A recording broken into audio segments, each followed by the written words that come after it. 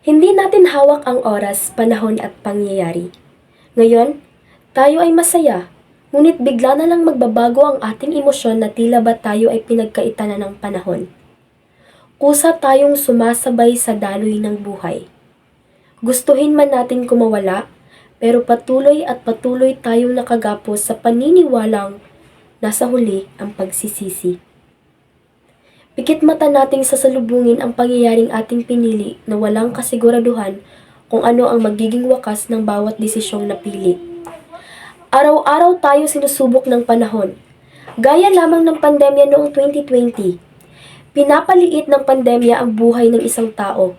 Tila ba, ito ay nagpapahiwatig na bawat segundo ay dapat pinapahalagahan. Hindi hawak ng dalawang palad ang pagkakataong tatapos ng ating kapalaran. Sa panahon ni Jose Rizal, marami siyang isinakripisyo para sa bayan, ngunit ang pagkilala at pagpaparangal sa kanya ay dumating lamang matapos ang kanyang kamatayan. Sa kanyang buhay, siya ay biktima ng pang-aapi at paninira. Kinutya dahil sa kanyang mga ideya at paninindigan laban sa kolonyalismo. Bagamat mayroon siyang ilang taga-suporta, hindi sapat ang pagpapahalaga ng kanyang mga kababayan at ng pamahalaang Espanyol sa kanyang mga nagawa.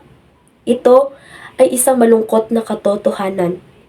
Ang pagbibigay dangal sa mga dakilang tao gaya ni Jose Rizal ay madalas na isinasakatuparan lamang kapag sila'y wala na.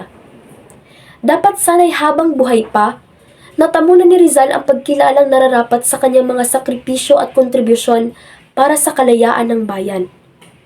Habang maaga pa, imulat natin ang ating mga mata.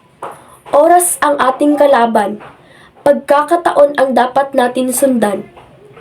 Marami mang araw ang malalaan pero kusa itong titigil na hindi lamang natin namamalayan.